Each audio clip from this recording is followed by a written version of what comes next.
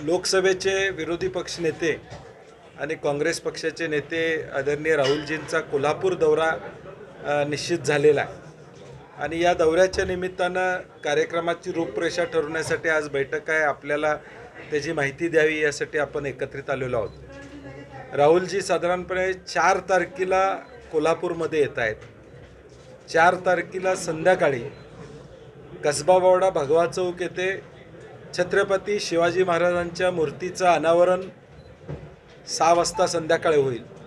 तो एक भव्य दिव्य कार्यक्रम त्या ठिकाणी असणार आहे, कारण कसबावाडा लाईन बाजार परिसरामध्ये आणि कोल्हापूरमध्ये छत्रपती शिवाजी महाराजांची मूर्ती बऱ्याच वर्षांनी या ठिकाणी बसते आणि त्याचं उद्घाटन राहुलजींच्या हस्ते आम्ही प्रामुख्याने करत आहोत। 4 तारखेला हा कार्यक्रम झाला की राहुल गांधीजींचा मुक्काम हा कोल्हापूरमध्ये असणार आहे।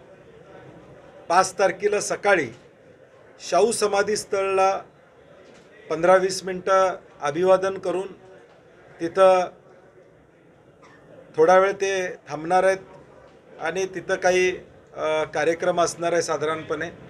तो झाल्यानंतर त्याच दिवशी न्याय संविधान सन्मान संमेलन या पद्धतीनं देशामध्ये अनेक संमेलनं चालू आहेत, ज्यामध्ये सर्व धर्माचे लोक NGOज हे एकत्रित येतात आणि त्या संमेलनाला ते 2 तास उपस्थित राहून त्या लोकांशी राज्यातनं आलेल्या 1000 लोकांशी संवाद साधतील असा हा साधारणपणे त्यांचा दौरा आहे आणि 12 वाजता ते कोल्हापुरातून रवाना होतील।